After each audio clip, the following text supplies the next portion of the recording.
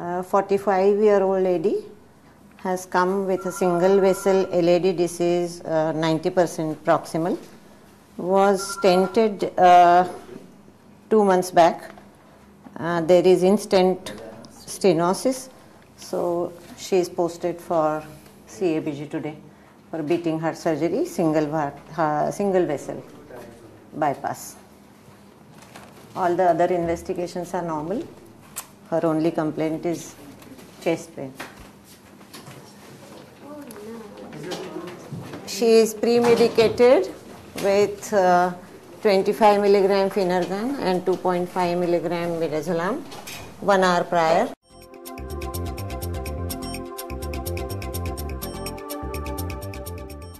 And now she is getting wheeled in for the surgery.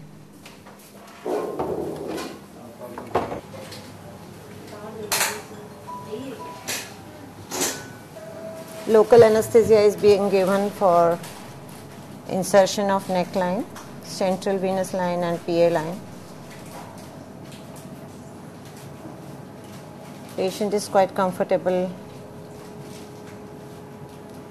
She will be given supplemental oxygen because her face will be covered very shortly.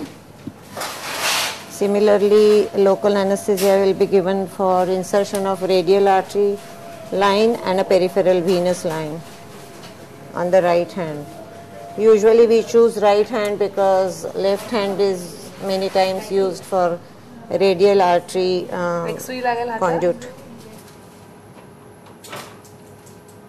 Presently her heart rate is 68, saturation is 100% on the room air. The peripheral line is now in situ.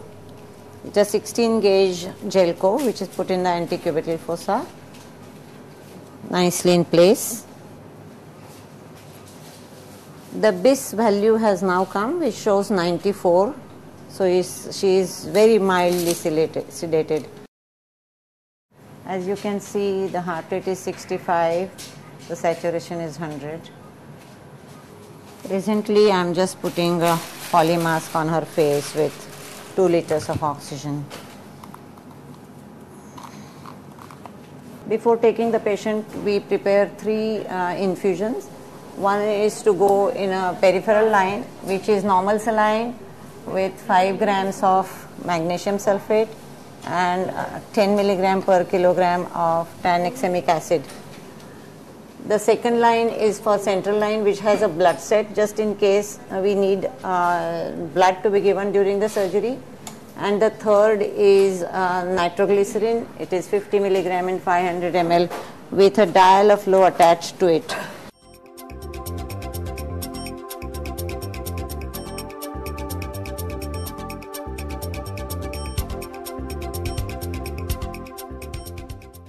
Many people give it through the syringe pump. We find this easy for during the surgery. Post-operatively, she will be put on the syringe pump. So the peripheral line is already attached to the line which we have already taken, and we have kept everything ready to be attached to the PA line once it is secured. There are 2 transducers, one for arterial which we have already connected, and the second will be used for the PA and the CVP connections. The patient has maintained very well with very stable hemodynamics. The pressure is 144, rate is 90, saturation is 100, with BIS value is 84. Adrenaline is connected to the rightmost lumen. Nitroglycerin is connected to the leftmost lumen, and the fast fluid line is connected to the central lumen, which is the biggest gauge. We are all now set to induce the patient. The patient has tolerated the procedure, putting the lines and everything very well. We have given cefpirone sulfate 1 gram as the antibiotic. We have started an infusion of atracurium 3 milligram per cc and fentanyl 5 microgram per cc, and I am going to induce with 2 milligram per kg of fentanyl. She is 60 kgs.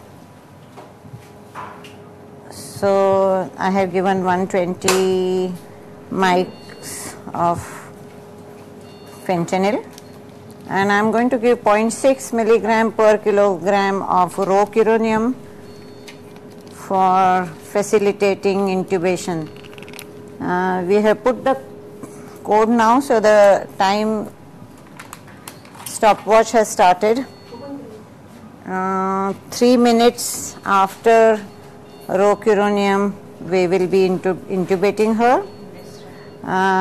1 minute after giving fentanyl, we will start desflurane at 5% with 5 liters fresh gas flow. And watch the BIS value to come to between 40 and 60.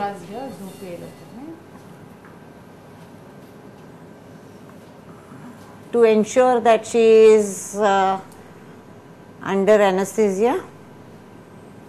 So it is 1 minute now, pressure is well maintained, and starting desflurane at 5% with fresh gas flow of 100% oxygen at 5 liters per minute. The ventilation is nice and smooth. You can see on the end tidal CO2 trace here. The patient is already put on ventilator. She is tolerating ventilation very well with desflurane 5%. No nitrous. The atracurium fentanyl infusion is on. Good relaxation, good view, easy intubation. Intubation is done. A slight response to that stress. Pressure has gone to 150, continued with desflurane. Tube position confirmed with end tidal CO2 trace, which is good. Rate has marginally gone up.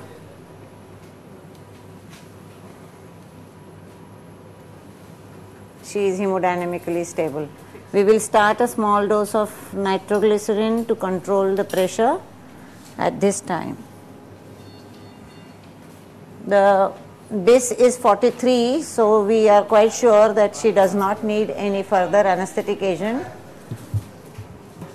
We will be soon reducing the DES concentration to 3 and the oxygen air mixture at total flow of 1 liter.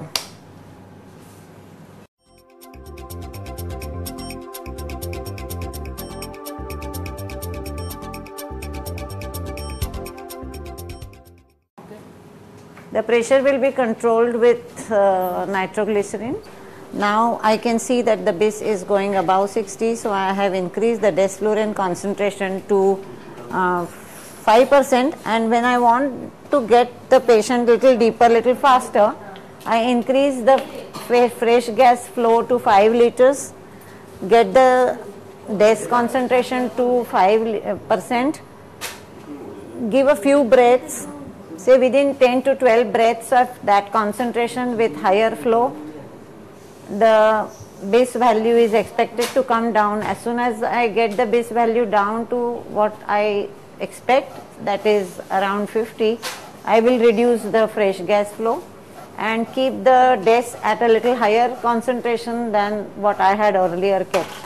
So earlier I had kept at 3, now I will keep it at 4 and then reduce the fresh gas flow as soon as the BIS comes down. It is at 4%, less than 1 liter fresh gas flow, stable hemodynamics. 1 dose of fentanyl 1 mic per kilo will be given now. I am giving it just now because the surgeon is about to take incision now.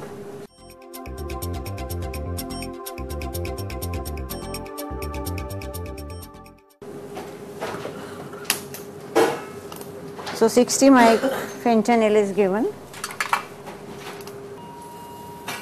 incision is taken.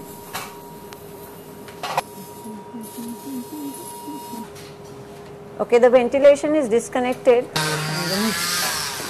Sternotomy is done. Connected again. With this desflurane, we cannot disconnect for a long time because it quickly gets removed from the system, and it is likely that the patient becomes light. So we disconnect for as minimum time as possible.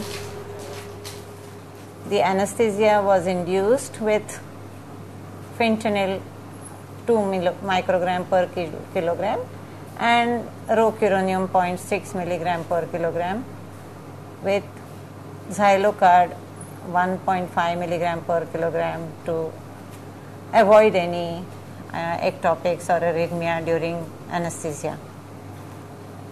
A continuous infusion of anesthetic agent, that is a muscle relaxant at trachurium at 3 milligram per ml and fentanyl 5 microgram per ml was continuously given at the rate of weight divided by 10. This patient's weight was 6.62 kg, so we are giving this infusion at the rate of 6.2 ml per hour. After giving fentanyl and rocuronium, after 1 minute, we started giving desflurane at the concentration of 5%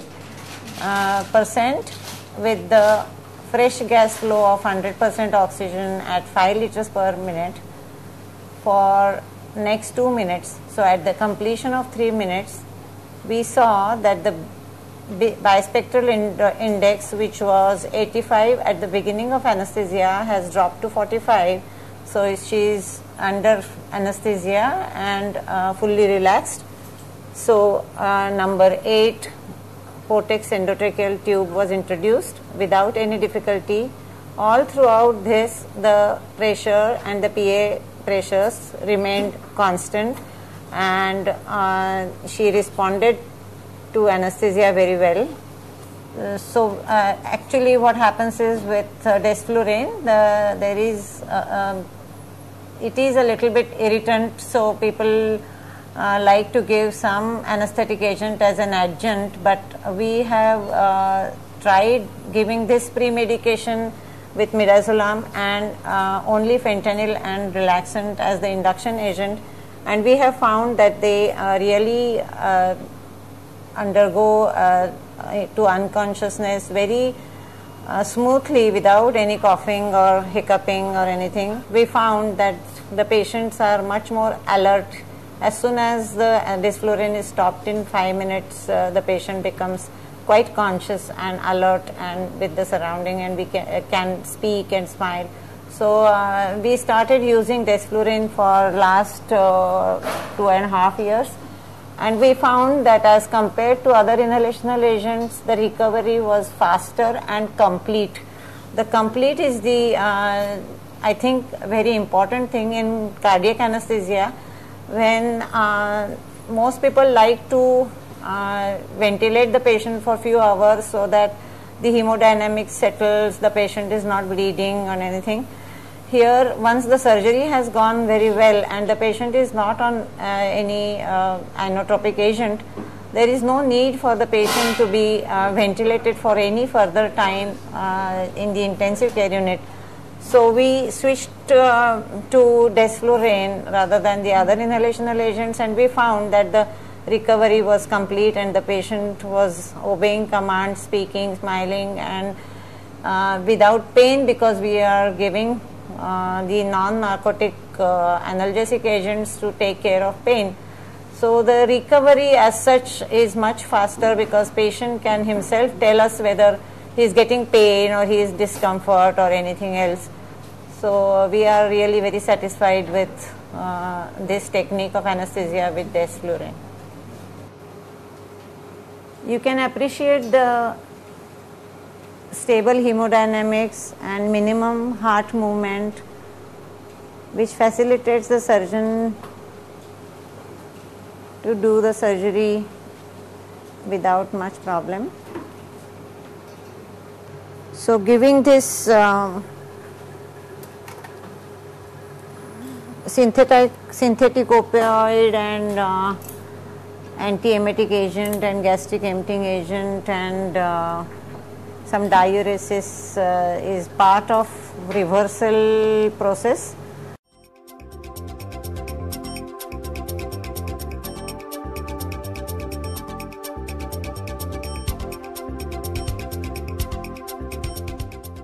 Towards getting absolute normal hemostasis, hemodynamics and homeostasis. And as soon as the surgeon starts putting the wires, I will be stopping the muscle relaxant infusion to get ready to slowly bringing the patient out of anesthesia.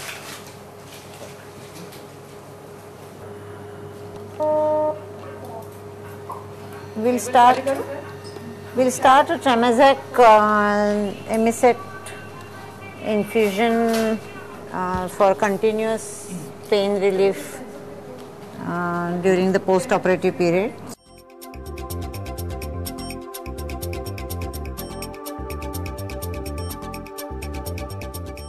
Doing a mixture of neostigmine and glycopyrrolate. In about 5 to 7 minutes, the skin suturing will be over. So we have put off desflurane. We expect the patient to wake up in nearly 5 to 10 minutes. We have already reversed the muscle relaxation by neostigmine.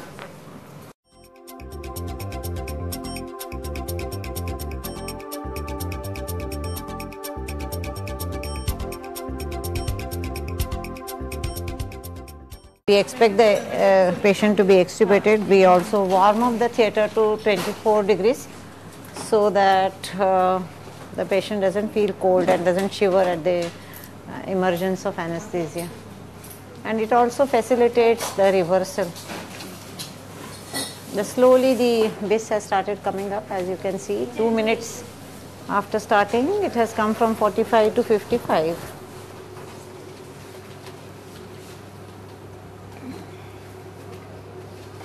At the time of emergence, it is expected that the blood pressure and the heart rate might go up. So we control it with nitroglycerin and if required with a small dose of beta blockers.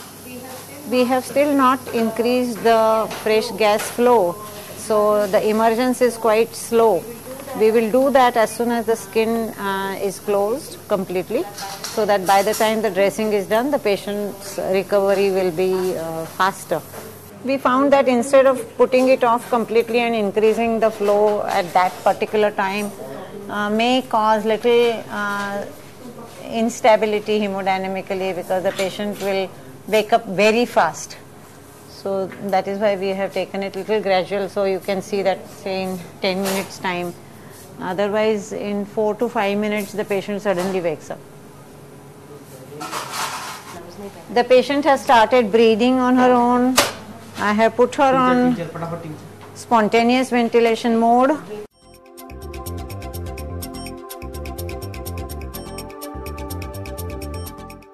Started settling nicely at 140 by 90, and she has regularly started breathing.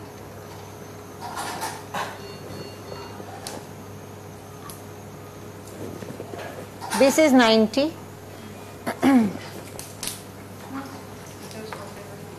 Yeah.